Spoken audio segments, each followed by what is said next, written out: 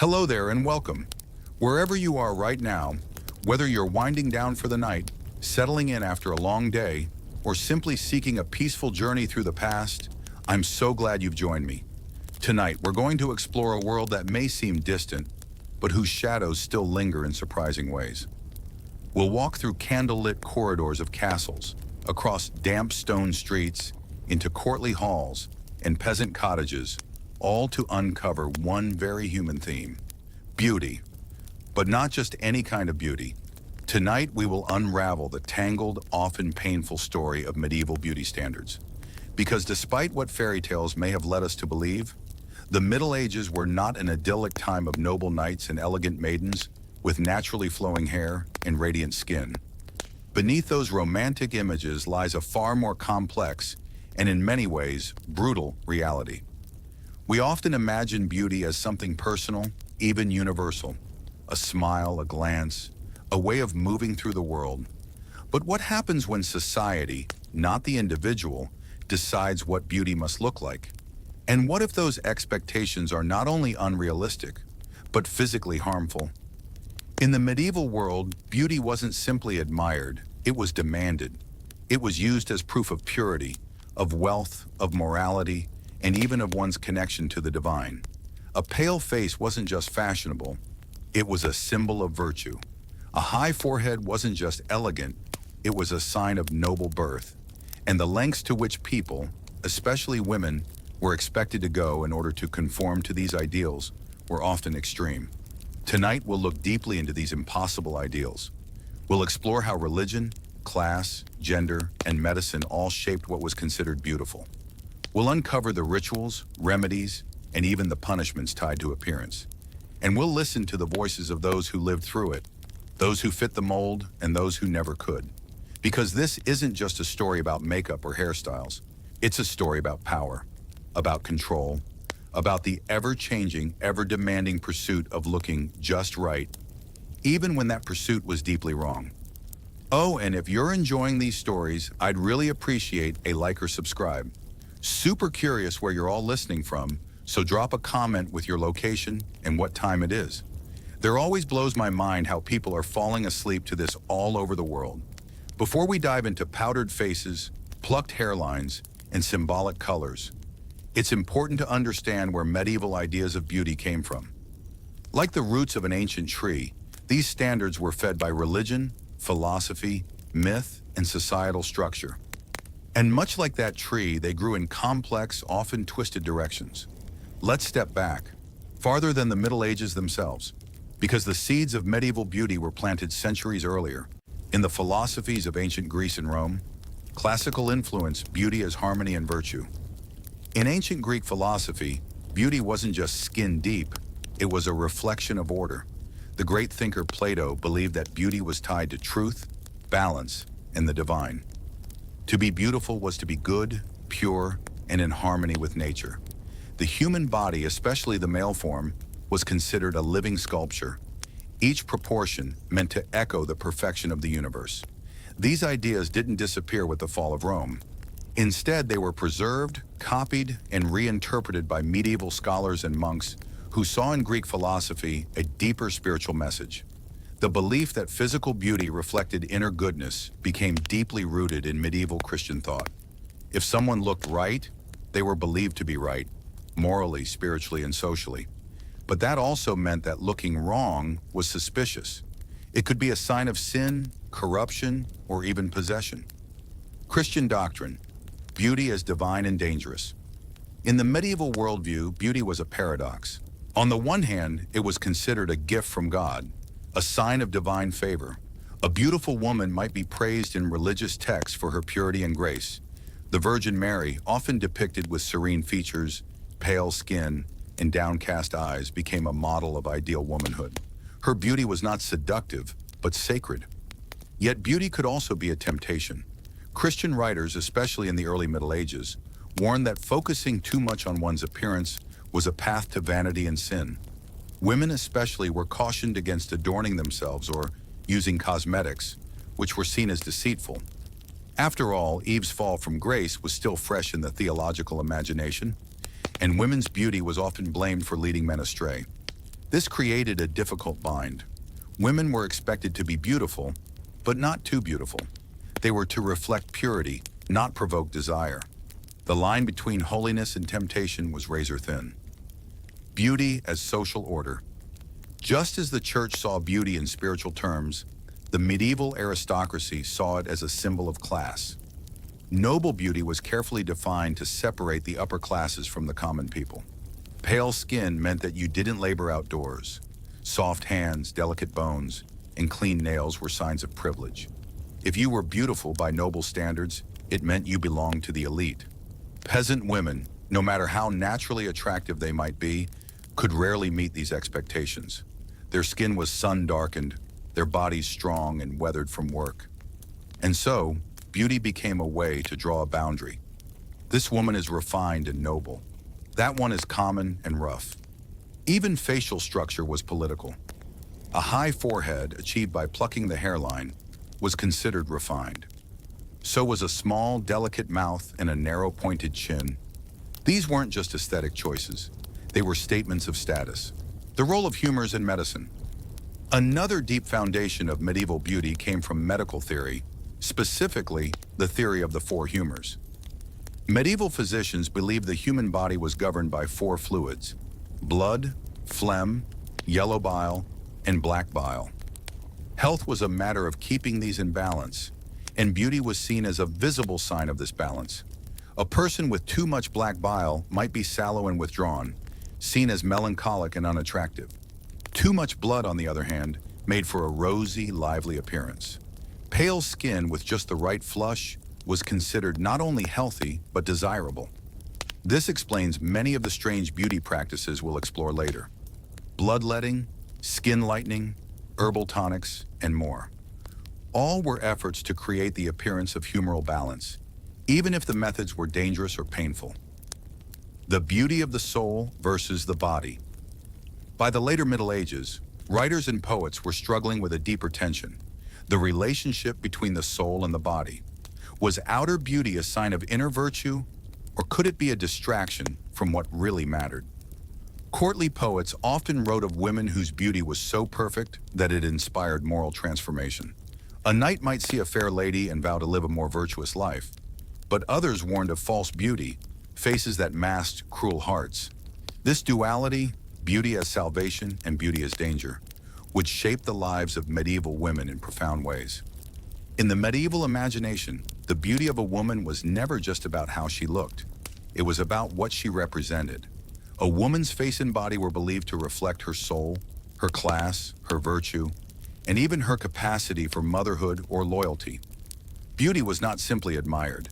It was dissected, judged, and moralized. So, what exactly did the ideal medieval woman look like? Let's begin by piecing together the image that appears again and again in medieval poetry, art, and courtly literature.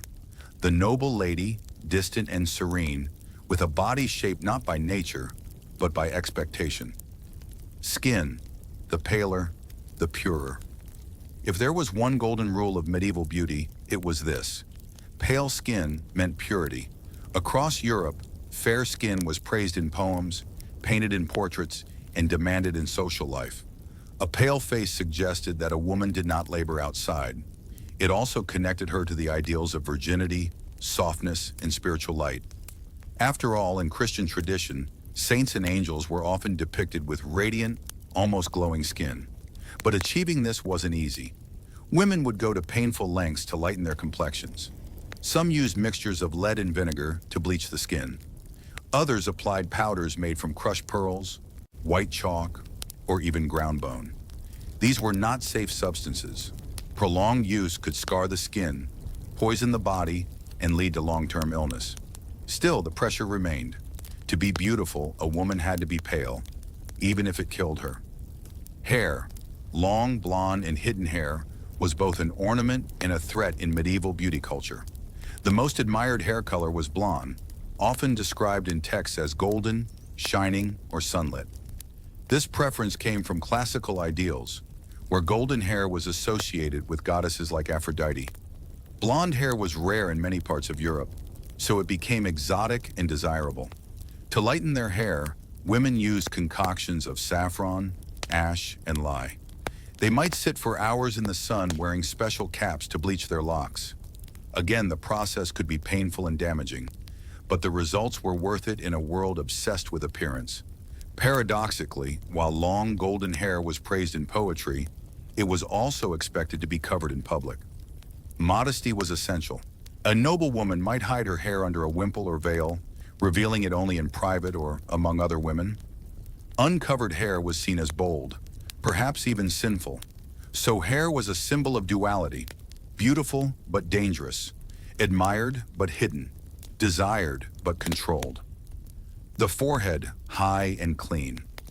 One of the strangest and most telling aspects of medieval beauty was the obsession with the high forehead. A tall, smooth forehead was considered refined, intellectual, and noble. To achieve this look, women would often pluck their hairlines, removing the front part of their hair all the way back to the crown. Eyebrows were plucked thin or even shaved entirely, and sometimes eyelashes were removed as well. This left the face looking large, smooth, and expressionless, closer perhaps to a porcelain mask than a natural human face. Why was this attractive? Partly it was a mark of class.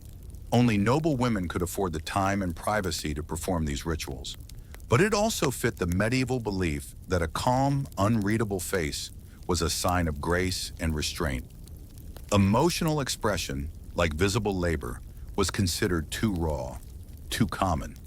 So the high forehead became a mask of elegance, artificial, silent, and carefully maintained. Body shape, soft, round, and small. Unlike modern ideals that emphasize thinness or athleticism, the medieval ideal body was soft and round, but in a delicate way. The perfect woman was not muscular or strong.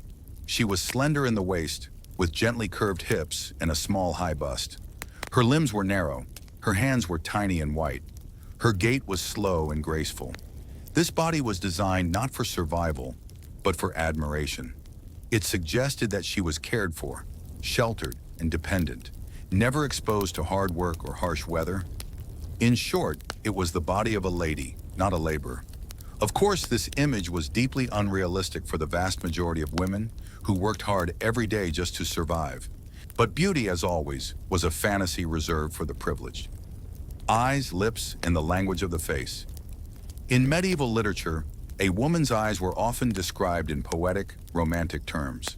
Bright as stars, soft as doves, or deep as wells. But in life, eyes were expected to be modest. A woman was praised for keeping her gaze low, for not making eye contact, for seeing without being seen. Lips were expected to be small and well-shaped, preferably red, but not too red. Rouge made from beetroot or cochineal was used, though sparingly. Too much color could suggest promiscuity. Above all, the face was a canvas of meaning. Every feature suggested something deeper: obedience, virtue, silence, chastity. A woman's face had to speak, without speaking at all. While much of the medieval obsession with appearance focused on women, men were not free from the burden of beauty. The expectations placed upon medieval men were different, but no less demanding. Beauty for men was deeply intertwined with ideas of power, morality, and self-control. A man's appearance was supposed to reflect not just his strength, but his soul. He was to be handsome, but not vain, impressive, but not flamboyant, elegant, but never effeminate. It was a delicate balance, and as we'll see, it was one that many struggled to maintain. Let's now take a closer look at the features of the so-called ideal man in the Middle Ages, and what those ideals really meant. The knightly figure, a living symbol. The most iconic image of medieval manhood is, of course, the knight. The knight was more than just a warrior. He was a symbol of order, justice, and masculine beauty.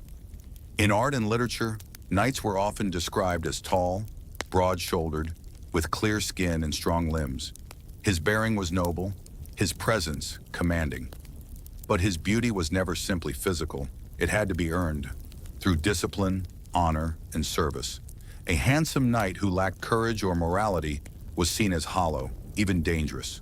True beauty, according to chivalric ideals, came from inner virtue. A knight was to be loyal, courteous, brave, and devout. His face and body might inspire admiration, but his deeds were what truly defined his worth. Still, that didn't stop knights and nobles from going to great lengths to appear as perfect as possible. Hair and grooming. The art of maintenance. Although not as heavily scrutinized as women, noblemen were expected to take care of their hair and face. A well-groomed man was a sign of refinement. Shaggy beards or unkempt appearances could be read as signs of barbarism, or worse, poverty. Hair was typically worn shoulder length, especially in the earlier Middle Ages. Later, styles became shorter and more controlled. Beard styles shifted from clean-shaven faces to carefully trimmed goatees or mustaches, depending on the region and period. Unlike women, men didn't bleach or dye their hair nearly as often, but they still used oils, scented waters, and combs to manage their appearance. And while cosmetics were frowned upon for men, there are records of noblemen using rosewater, powder, or even skin tonics to maintain a clear complexion. Again, the goal wasn't beauty for its own sake. It was to appear strong, clean, and dignified. The body, muscular but controlled. A medieval man's body was supposed to be strong, but not overly large. Knights trained for combat and tournaments, so a muscular frame was admired, but it had to be proportionate. Too much bulk suggested gluttony or lack of refinement. Too little muscle suggested weakness or cowardice. The perfect male body was lean, upright, and mobile. It was a body made for action, riding, fighting, hunting, or dancing. And just like with women, the body became a marker of class. A knight's posture was trained from childhood, with emphasis on how he stood, moved, and gestured. Grace was just as important as size. For clerics, monks, or scholars, physical beauty took a different form. They were not expected to be warriors, but rather to embody spiritual strength. For them, a calm face, clean skin, and modest clothing were the outward signs of inner devotion. The face, eyes, nose, and moral clarity. In medieval texts, the male face is often described in symbolic terms. Eyes should be clear and focused, suggesting wisdom and integrity. The nose was ideally straight and well-formed, an echo of Roman ideals of masculine power. The jaw should be firm and squared, suggesting strength of will and moral discipline. Expressions mattered deeply. A man who smiled too much was seen as foolish. One who frowned too often might be cruel. A calm, composed expression showed balance, self-restraint, and intelligence. In essence, a man's face was meant to show that he was in control of himself, of his household, and of his destiny. Clothing as status, not vanity. Medieval men were not expected to pursue fashion the way women were, but clothing was still a powerful part of their image. Bright colors, fur linings, finely woven fabrics, and jewel-encrusted belts were all used to communicate wealth and status. A nobleman might wear a doublet of silk, hose of vibrant red, or a cloak trimmed with ermine, but he had to do so with dignity. Excessive display was frowned upon, especially by the church. For the middle and lower classes, clothes were simpler, but even among peasants, a man's ability to keep himself clean and decently dressed affected how he was judged. The danger of too much beauty. Interestingly, while beauty in men was admired, it also came with suspicion. Medieval authors often warned that a man who was too attractive might be vain, untrustworthy, or effeminate. This fear shows up in religious texts, where pride in appearance is condemned.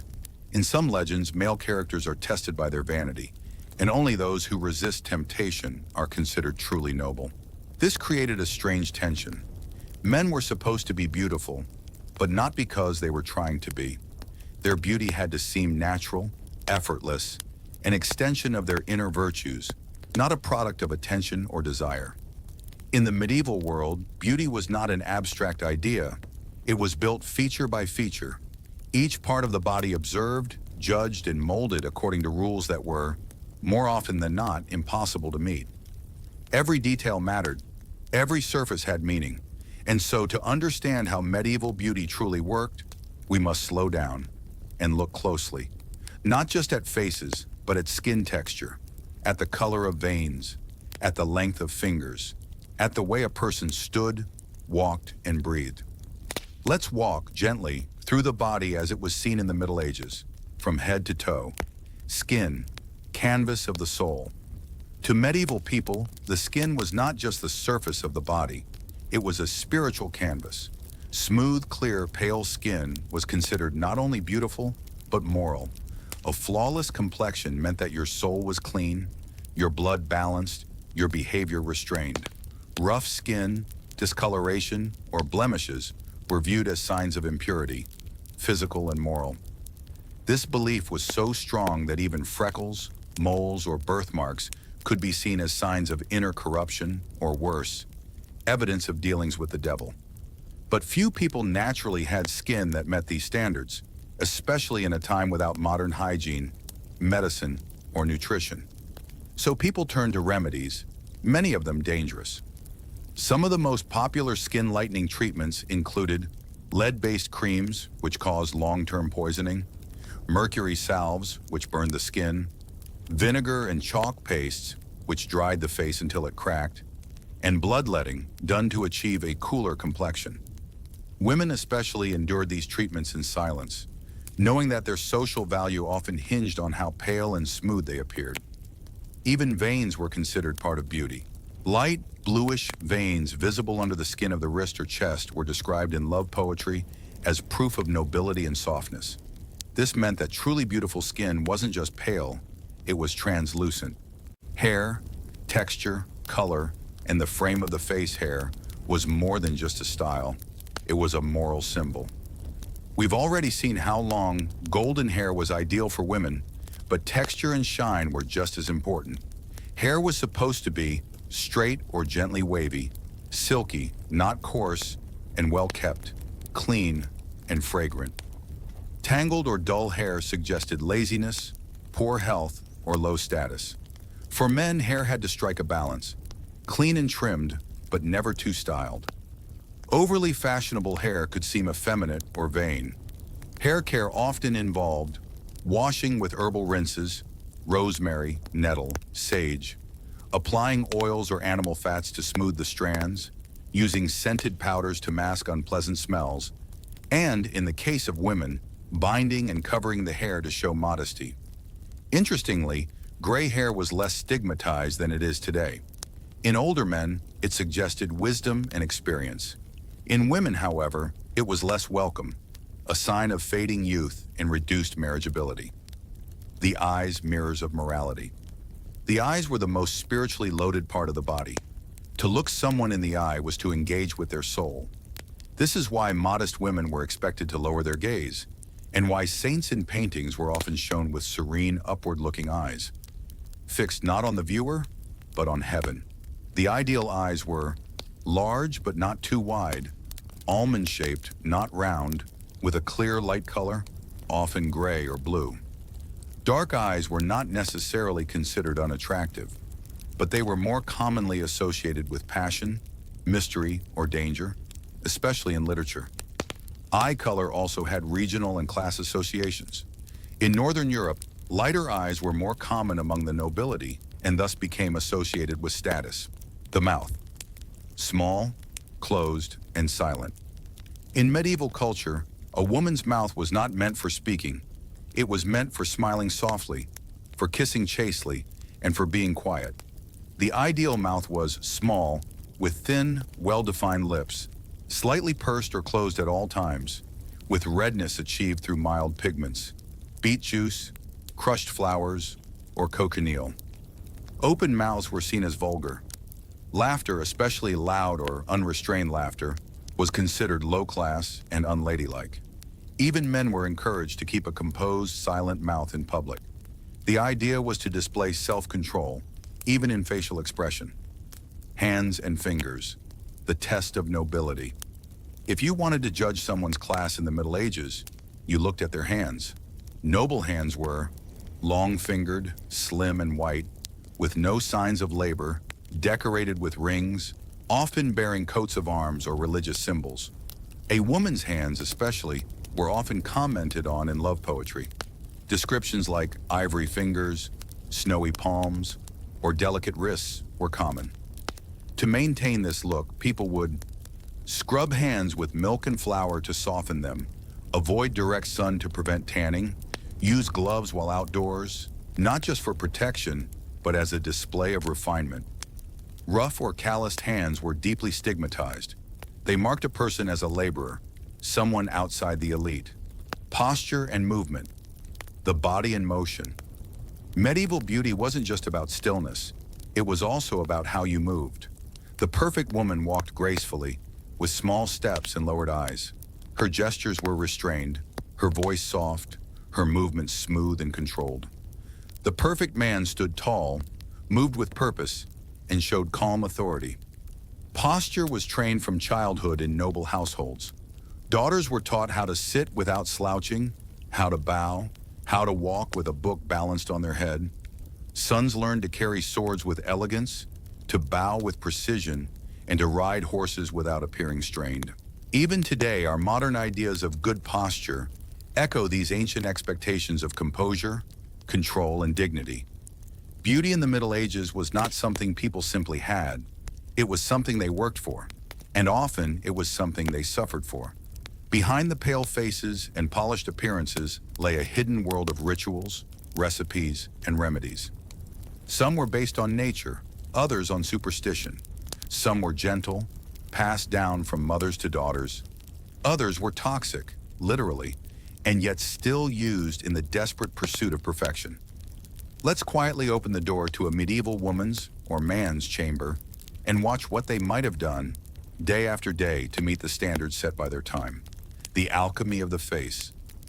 In a time before commercial cosmetics, beauty products were homemade or prepared by apothecaries and herbalists. Recipes were copied in private books, passed through families, or whispered between noble women. Many relied on herbs, animal products, minerals, and sometimes outright poison. Here are just a few examples of what might have been applied to the face. To whiten the skin, a mixture of white lead, vinegar, and egg whites would be painted on, creating a ghostly mask. The lead absorbed into the skin, damaging nerves and organs over time. Yet it was widely used even centuries later. To reduce wrinkles, women might apply a paste of boiled calves' hooves, roses, and honey. It was believed to tighten the skin. To remove freckles or blemishes, highly acidic liquids, such as lemon juice, vinegar, or even urine, were dabbed on the skin. These sometimes cause burns, especially when combined with sun exposure. To blush the cheeks, the safest option was a tint from crushed beetroot or red sandalwood. But more desperate women might use mercury sulfide, a bright red compound that was highly toxic. The result of these treatments? Sometimes beauty, but more often infection, scarring, or slow poisoning. And still, the pressure to conform made the risks seem worth it. Hair lightening and the sun-golden hair, as we've seen, was highly prized. But few women in medieval Europe were naturally blonde, so they turned to bleaching. One common treatment involved a mixture of lye, a caustic chemical made from ash, saffron or marigold petals, alum, a mineral salt, and goat's urine or vinegar. This mixture was applied to the hair, which was then exposed to the sun for hours, using a device called a sun cap. A wide circular hat with the crown cut out, allowing the hair to fan through and bake under sunlight. The smell was unpleasant, the process was slow, and the damage to the hair, especially from the lye, was significant. Hair often broke, thinned, or fell out entirely. But as always, appearance came before comfort. Eyebrows, hairlines, and the pain of precision. One of the most distinctive medieval beauty practices involved shaping the face by removing hair. Women would pluck their eyebrows into thin, faint lines, or remove them completely. They would also shave or pluck their foreheads, often pushing the hairline back several inches to achieve the fashionable high forehead. This process could be extremely painful. Tweezers were made of metal and often crude. Shaving was done with small knives, and without antiseptics, infection was a real risk. Still, this look was considered refined and elegant. In portraits, noble women appear with enormous foreheads, bare brows, and emotionless expressions, the result of years of careful grooming and subtle suffering. Scent and cleanliness, fighting the odors of the age. Medieval people are often unfairly assumed to have been dirty, but in truth, cleanliness was valued, especially among the upper classes. What differed were the methods and meanings of hygiene. Bathing was practiced, though not daily. Public bathhouses existed in many towns, and private baths were available in castles or manor houses. Bathing might include warm water infused with herbs like lavender, rosemary, or chamomile, oils and rose water rubbed into the skin after bathing, and linen cloths used to gently exfoliate and dry. But since water could also spread disease, especially in cities, dry cleaning methods became popular. Rubbing the skin with cloths soaked in vinegar, using powdered herbs under the arms or around the neck, burning scented wood in the home to purify the air. Perfumes were highly valued and made from natural materials: ambergris, musk, civet, roses, violets, and spices. These were applied to the skin, clothing, and even hair. For many, scent became a mark of beauty and refinement. A sweet-smelling woman was assumed to be clean, desirable, and well-bred. A foul-smelling one, whether due to illness, poverty, or labor, was often scorned. Dangerous diets and medieval detox. Yes, even in the Middle Ages, people manipulated their diets to change how they looked. To keep the skin pale, many avoided strong spices, wine, or hot foods that were thought to overstimulate the blood. Instead, they ate boiled meats, soft white bread, milk and dairy, cooling herbs like mint or violet. Some took purging tonics, mixtures that cause vomiting or diarrhea, to cleanse the body. Others used bloodletting, believing that removing excess blood would prevent blemishes and improve complexion. These practices were often guided by the medical theory of the four humors, not beauty alone, but the overlap was undeniable. Beauty and health were seen as twins. If you looked good, you must be healthy. And if you weren't healthy, your beauty would suffer. In the medieval world, beauty was never just about looks. It was about who you were, or more precisely, what you were born into. Wealth shaped everything: what you ate, how you slept, what you wore, and even how others interpreted your body. And while some physical traits were considered universally beautiful, pale skin, small features, graceful movement, only the rich could afford to embody them. To be beautiful wasn't just a matter of chance, it was a matter of class privilege. Let's explore how social status shaped access to beauty, and how the appearance of beauty was used to maintain hierarchy in a deeply stratified society.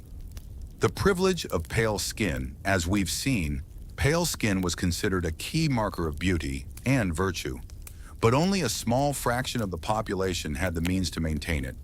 Peasants and laborers worked outside in the sun. Their skin was darkened by heat, wind, dirt, and toil. No amount of powder could undo the deep tan earned by working the fields from dawn till dusk.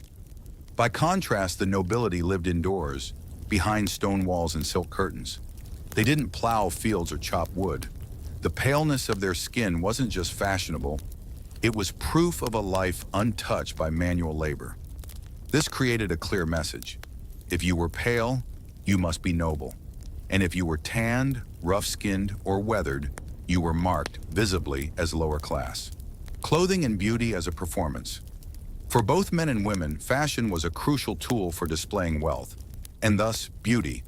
The fabrics worn by nobles were often imported: silks from the East, fine wools from Flanders, dyed in rare colors like crimson, royal blue, or deep violet, and decorated with embroidery, fur trim, or pearls. These garments were cut to emphasize the ideal body: tight sleeves to highlight slender arms, low necklines to show off pale chests, flowing trains to suggest grace. By contrast, the clothing of the poor was simple and utilitarian, made from coarse wool or homespun linen, often undyed or faded from long use. Even if a peasant woman was naturally beautiful, her appearance would be judged against the backdrop of her simple clothes, rough hands, and sun-darkened skin. Her beauty was invisible to a society that associated attractiveness with wealth. Time and labor, the luxury of leisure. One of the most powerful forms of class privilege was time. Beauty rituals took hours: plucking, washing, applying creams, curling hair, dressing in layers. Only the wealthy had servants to help, private space to prepare, and the luxury of spending a morning simply getting ready. Poor women woke early, worked hard, and had no time, or privacy for such routines. Their bodies were functional, their lives public, their beauty, if seen at all, was often fleeting. In this way, beauty became a performance of wealth. It was not just about how you looked, it was about how much time and energy you had to spend on looking that way. Medical access and the appearance of health. As we discussed earlier, beauty and health were seen as reflections of each other. But access to healthcare, even rudimentary, was limited to the upper classes. Nobles had physicians, herbalists, and access to rare ingredients for skincare and healing. They could afford special diets, imported spices, and rest when they were ill. Their ailments were treated as concerns of the body. For the poor, illness often went untreated. Scars, sores, dental damage, and deformities, common results of infection or injury, became permanent markers of low status. These visible differences reinforced the idea that the lower classes were not just poorer, but uglier. Cosmetics in the church. Who was allowed to beautify? The church often warned against vanity, particularly for women, but the rules were not applied equally. When noble women wore makeup, it was framed as refinement. They were preparing themselves for court or for marriage, or simply reflecting the beauty God had given them. But when lower-class women attempted to use cosmetics, especially anything bold or artificial, they were often accused of deceit. They were trying to pass as something they weren't, and this was deeply frowned upon. Beauty, in this way, became something to be earned by birth, not made by effort. And trying to cross that line through dress, cosmetics, or behavior could be dangerous. Sumptuary laws, enforcing beauty by class. Throughout medieval Europe, kings and city councils passed sumptuary laws, legal rules that dictated who could wear what. These laws forbade commoners from wearing certain fabrics, colors, or jewelry. In England, for example, only nobles could wear ermine fur, only knights and above could wear silk trimmed with gold, and certain shades like deep purple were reserved for royalty. Even if a merchant or artisan became wealthy, they were still banned from dressing above their station. These laws were designed to visually reinforce the social order, to prevent anyone from looking noble if they weren't born noble. Thus, beauty wasn't just a social signal, it was a controlled currency, one tightly policed by law, religion, and class expectations. Beauty as a barrier for the poor, beauty could be both a dream and a danger. A beautiful peasant girl might attract the attention of a nobleman, but this could lead to exploitation, not opportunity. Her beauty did not protect her, it made her vulnerable. She had no wealth to shield her, no status to legitimize her. Likewise, for poor men, attractiveness meant little if they lacked the sword, the land, or the name to back it up. Their bodies were tools, not art. In this way, medieval beauty was not democratic, it was gate-kept. And those outside the gates were reminded daily that they did not belong. In medieval Europe, the church was the most powerful institution, not only politically, but also morally and culturally. It governed how people thought about life, death, love, marriage, and yes, beauty. To understand medieval beauty standards, we must understand how the church saw the human body. Because for many centuries, the body was not to be celebrated, but distrusted. It was the source of temptation, pride, and sin. So how did the church treat beauty? The answer is complicated. It feared it, it condemned it, and yet it used it. Let's walk into the cold, candlelit nave of a medieval cathedral and listen to the messages whispered from pulpits, written in sermons, and painted in the stained glass windows above. The body as a vessel of sin. To many medieval theologians, the body was inherently flawed. It was made of flesh, and flesh was weak. It craved food, pleasure, sex, and attention, all things that could pull the soul away from God. Beauty, then, was dangerous. A beautiful woman might cause a man to lust. A handsome man might be filled with pride. Both were seen as threats to spiritual purity. The church taught that beauty was not a virtue. In fact, it could be a trap.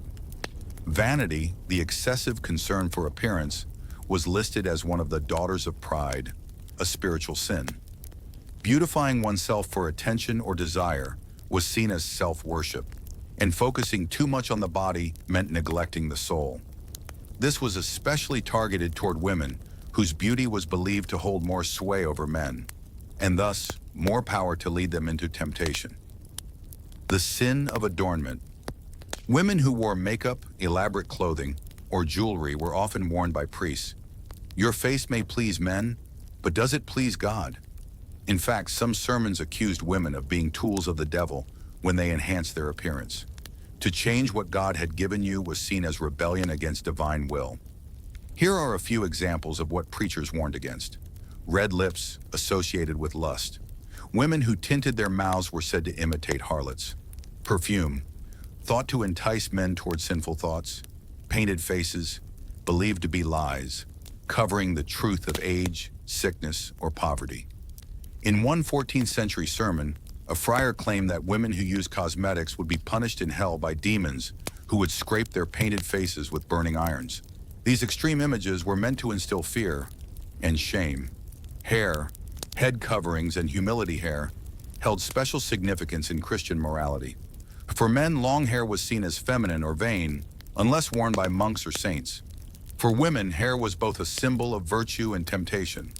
Uncovered hair, especially long and flowing, was considered erotic. This is why many depictions of Mary Magdalene show her with her hair down, signifying both her beauty and her sinful past.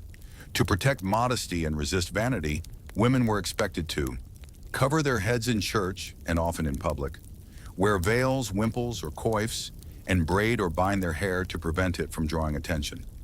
To wear the hair loose, perfumed, or dyed was seen as not only immodest, but potentially sacrilegious. Beauty and penance. One of the most striking contrasts in medieval life was between the glamour of court and the austerity of faith. While noble women adorned themselves for balls and banquets, saints and nuns practiced self-denial. Beauty was replaced with humility, discomfort, even pain. Some holy women went to extremes. Saint Rose of Lima is said to have disfigured her face to avoid male attention. Others wore hair shirts or spiked girdles beneath their clothing to mortify the flesh. Some refused mirrors or any form of grooming, believing that caring for one's appearance was a gateway to pride. These acts were seen as holy resistance, rejecting worldly beauty in favor of divine love, art, icons, and divine beauty. But the church wasn't entirely hostile to beauty. In fact, it embraced it, in very specific ways. In religious art, beauty was used to depict holiness. The Virgin Mary was always shown as radiant, youthful, and serene. Angels had delicate features and glowing skin. Jesus, even in suffering, was portrayed with symmetry and grace. These images were meant to reflect spiritual perfection. They weren't about earthly beauty, but about divine beauty, a beauty that came from the soul, not the body. This created a double standard. Earthly women were condemned for beautifying themselves, but heavenly women like Mary were admired for their gentle, perfect appearance. The message was subtle, but powerful. You may never be beautiful enough on earth, but in heaven you might be. Confession, judgment, and the mirror of the soul. One of the most intimate encounters with medieval beauty ideals happened in the confessional. Women confessed their sins, and priests often asked pointed questions. Did you dress to attract men? Did you look in the mirror too often? Did you take pride in your hair, your skin, your clothes? In these moments, beauty was not neutral. It was moral. Every gesture towards self-adornment could be judged as a form of vanity and therefore sin. Some women lived in fear that their appearance might cost them salvation. Others internalized shame for simply wanting to be seen. And so, a generation of women learned to ask not, "Do I look beautiful?" but rather, "Am I pure enough to be loved by God?" In the medieval world, stories and images were more than entertainment. They were powerful tools for shaping how people understood themselves and others. And nowhere was this truer than in the way beauty was portrayed in art and literature. From illuminated manuscripts and stained glass to epic poems and romances, medieval creators painted beauty in extremes. Radiant queens, flawless knights, but also monstrous witches and dangerous temptresses. These images were deeply symbolic, teaching lessons about virtue, power, and danger. Let's explore this fascinating and often contradictory world. The idealized woman, queens, saints, and ladies. In illuminated manuscripts, noble ladies were often painted with pale, almost translucent skin, high, shaved foreheads, golden hair, sometimes glowing like a halo, slender hands holding flowers or books, and serene, almost otherworldly expressions. These images were not meant to be realistic portraits, but symbols of virtue, purity, and grace. Saints like the Virgin Mary were even more idealized, their beauty signifying divine favor. Mary was the ultimate model, always young, modest, and radiant. In romances, heroines embodied the courtly love ideal, beautiful, unattainable, and morally perfect. Their beauty inspired noble knights to heroic deeds, but also often put them at risk from jealous rivals or evil forces. The male hero, knights and princes. Medieval literature and art portrayed male beauty in terms of strength and honor. Knights were shown as tall and well-proportioned, clad in shining armor, with symmetrical, handsome faces and confident, calm expressions. Their beauty was a sign of their nobility, not just birth, but character. In poems like the Song of Roland or La Morte d'Arthur, heroes are admired for their appearance as much as their bravery. Yet this beauty was always linked to their role as protectors and moral examples. The monstrous and the marginalized. Not all medieval portrayals of beauty were flattering. Women who were poor, old, or outside the noble class were often depicted as monstrous or sinister. Witches, for example, were portrayed with dark, tangled hair, wart-covered faces, crooked noses, and grotesque smiles. These images warned viewers about the dangers of women who rejected societal norms, especially those who dared to claim power or beauty for themselves. Similarly, ugly or deformed men and women in stories symbolized moral corruption, greed, or deceit. Physical appearance was a direct reflection of inner character. Beauty as a narrative tool. In medieval literature, beauty was never just decoration. It was a storytelling device. The beautiful maiden might be innocent and pure, or dangerously seductive. The handsome knight might be noble, or a vain trickster. The ugly hag might be a witch, or a wise woman with secret knowledge. By assigning moral meaning to appearance, medieval stories taught audiences how to read people's faces and bodies. These narratives reinforced social values. Who was to be trusted? Who was to be feared? Who was to be loved? The influence of classical ideals. Despite its many unique features, medieval beauty was deeply influenced by ancient Greek and Roman ideas. Writers like Boethius and philosophers such as Thomas Aquinas reinterpreted classical concepts of symmetry, proportion, and harmony, linking physical beauty to moral and spiritual goodness. This fusion gave medieval beauty a timeless quality, but also made the standards even more unattainable. It wasn't enough to be merely attractive. You had to embody cosmic order itself. Artistic conventions versus reality. It's important to remember that medieval art was highly symbolic rather than realistic. Portraits rarely aimed to capture an individual's true appearance. Instead, they conveyed ideas about rank, virtue, piety, or danger. This means that the harsh, impossible standards we see in paintings and stories were not simply fantasies. They were tools of social control, shaping how people thought about themselves and each other. In the medieval world, marriage was not about love, at least not in the modern sense. It was an alliance, a strategy, a transaction. And in that transaction, beauty played a starring role, especially for women. Your looks could determine your marriage prospects, your social status, and even your freedom. But beneath this surface obsession with appearance lay a deeper system of expectations about what it meant to be a man, what it meant to be a woman, and how beauty shaped the rules for both. Let's unpack how this worked. Marriage as a transaction. For noble families, marriage was primarily about land, inheritance, political alliances. A beautiful daughter could be used as leverage in negotiations. Her fair skin, gentle features, and modest behavior were assets to be displayed, like jewels or fine cloth. For peasants, marriages were often local and more practical, but beauty still mattered. A handsome young man might be favored by a miller's daughter. A woman with good childbearing hips or a clear complexion was seen as healthy and fertile, making her more desirable. beauty had value, and that value could be measured in cows, dowries, or political influence. The gendered double standard. In the Middle Ages, beauty was not distributed equally across the genders, at least in expectations. For women, beauty was duty. A woman was expected to be beautiful to please her husband, to reflect well on her family, and to prove her virtue through modest, carefully curated appearance. For men, appearance was far less scrutinized. A nobleman might be praised for his strength, courage, or wealth, even if he was physically unattractive. There was a common saying in some medieval texts: a man may be ugly if he is rich or wise, but a woman must be fair, or else she is nothing. This was not just cruel, it was structural. A woman's body was her currency, her resume, and her prison. Beauty and the Virgin Mother dichotomy. One of the most insidious medieval beauty ideals was what we might now call the Virgin Mother paradox.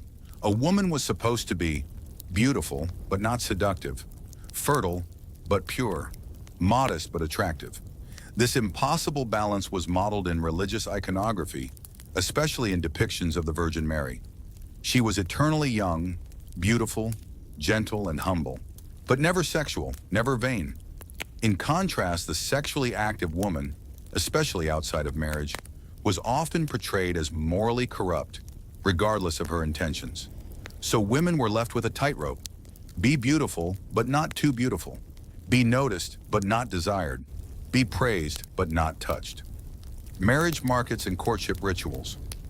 In medieval towns and courts, matchmaking was often public, structured, and even staged. Young women were presented in marriage markets, not literal ones, but social events where families scouted brides and grooms. At these gatherings, appearance was one of the first things evaluated. Skin, teeth, posture, and hair were openly judged. Women were often told to stay quiet, demure, and still, so that their beauty, not their words, would do the work. In literature, this was romanticized. In reality, it was stressful, even dehumanizing. And once a marriage was arranged, a woman's beauty became her ongoing duty to maintain her husband's interest, to show her virtue, and to produce attractive, healthy children. Beauty and power. Limited exceptions. While most medieval women were confined by these beauty expectations, there were rare exceptions. Women who used beauty to gain power. Queens like Eleanor of Aquitaine or Isabella of France were described as breathtakingly beautiful. But their real influence came from intelligence, alliances, and boldness, not their faces alone. Still, chroniclers often reduced their power to their looks. She ruled like a man, but shone like a goddess. Even Joan of Arc, who wore men's clothes and led armies, was called beautiful, perhaps to make her seem more acceptable to male historians. These examples show how, even when women broke the mold, their worth was still filtered through appearance. Men and appearance, status over beauty. For medieval men, beauty was desirable but not essential. What mattered more was height, a sign of strength, hair, thick and groomed, teeth, a sign of health, posture, suggesting confidence or noble blood. But above all, a man's clothing, armor, or heraldry could elevate his social image far beyond his physical features. A short, plain-faced man in gold and crimson might be seen as far more desirable than a handsome peasant in rough wool. For men, status could substitute for beauty, but for women, the reverse was rarely true. The danger of losing beauty, aging, illness, childbirth. These natural changes were often viewed as declines in a woman's worth. Some men even sought younger second wives when their partners lost their looks. In literature, older women were frequently mocked or portrayed as witches, crones, or fools, symbols of lost virtue and spent value.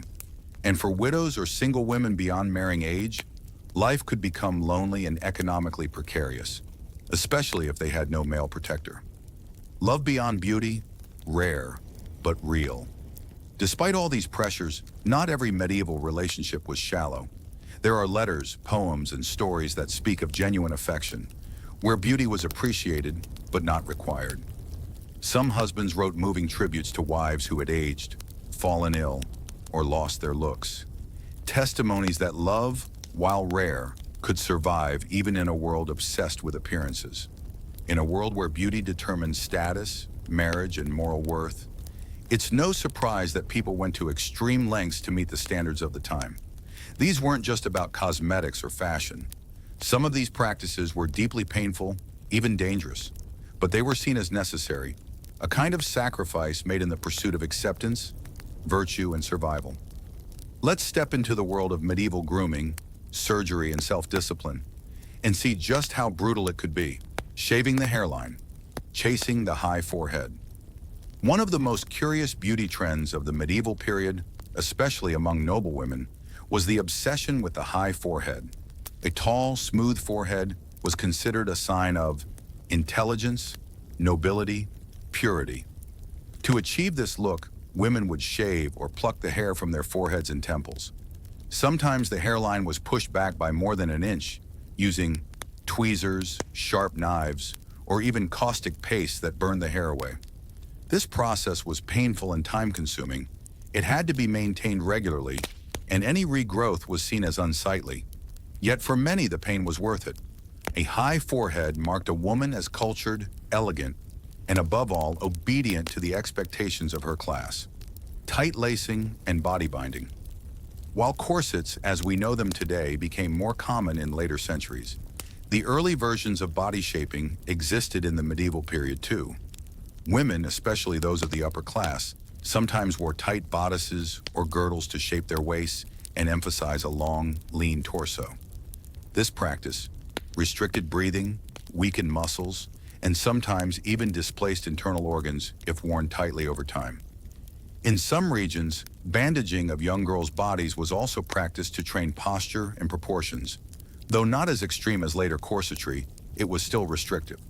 The goal was to make the body look slender, vertical, and ethereal, a silhouette that matched the heavenly ideals portrayed in medieval art. Dangerous cosmetics and skin treatments. A pale, glowing complexion was the gold standard, but very few people naturally had skin that met this ideal, especially when working in the sun, living without modern skincare, or surviving illness. To achieve pale skin, women turned to homemade cosmetic recipes. Many of these included ingredients like lead to whiten the skin, mercury to remove freckles, vinegar and chalk for a powdery effect. Lead-based powders were especially popular, despite the fact that they caused skin peeling, hair loss, nausea, and eventually poisoning. The paler the skin, the more a woman appeared rich and untouched by labor. So even when it meant sickness or disfigurement, these products remained in use. Teeth, breath, and the pursuit of cleanliness. Contrary to modern myths, medieval people did care about hygiene, but their tools were rudimentary and their knowledge limited. Teeth were cleaned with cloths, crushed herbs, or salt rubs. Bad breath was masked with cloves or mint. Face washes were made from rose water or vinegar.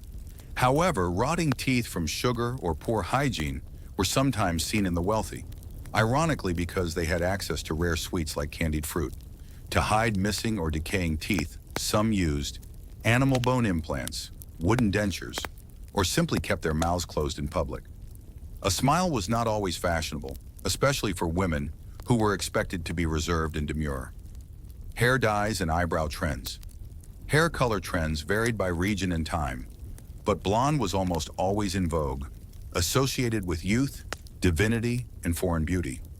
To achieve it, women used lye, caustic soap ash, saffron mixed with ash, or sunlight-activated treatments like lemon or vinegar washes. Unfortunately, these processes could damage or destroy hair, leaving it brittle or patchy. Eyebrows were shaped thinly or sometimes removed entirely to accentuate the forehead. Some women drew them back on with charcoal or plant dye, but this too could irritate the skin or cause infection. Scar concealment and pockmark remedies. With diseases like smallpox, scars and pockmarks were common. A woman with facial scars might be seen as damaged, through no fault of her own. To hide imperfections, women used paste made from egg whites, ground pearls, or even crushed snail shells. But again, many of these treatments were abrasive or toxic. In trying to hide one flaw, women risked creating others. Surgical interventions. While rare, some wealthy individuals in medieval Islamic and European cultures underwent primitive cosmetic surgeries. Examples include scar revisions, eyelid alterations, or attempts to remove warts, moles, or skin tags. These procedures were risky, conducted without anesthesia or sterilization, and often ended in infection or permanent disfigurement. But the fact that some were willing to try them at all speaks volumes about how desperate people could become in the face of beauty pressure. Religious austerity and self-denial. Not all painful beauty practices were about looking beautiful. Some were about avoiding beauty altogether. In certain religious communities, especially among nuns and anchorites, women would shave their heads, wear coarse clothing, or even scar their faces to avoid attracting attention. These acts were meant to reject vanity and embrace spiritual purity. But in doing so, they also reflected the intense fear and power of beauty, and how dangerous it could be to be seen as beautiful. Thank you for sharing this hour with me. Thank you for listening, for wondering, for questioning. The past is full of beauty, but not always the kind we expect. Sometimes it's not in the faces or the fashions, but in the truth that survives beneath them. If this story helped you see something differently about the past or about yourself, I hope you carry that with you. Now close your eyes if you haven't already. Let the noise fade. Let the echoes rest. And know this, you don't have to be beautiful to be good. You don't have to be perfect to be loved. And you never ever have to hurt to be seen. Good night.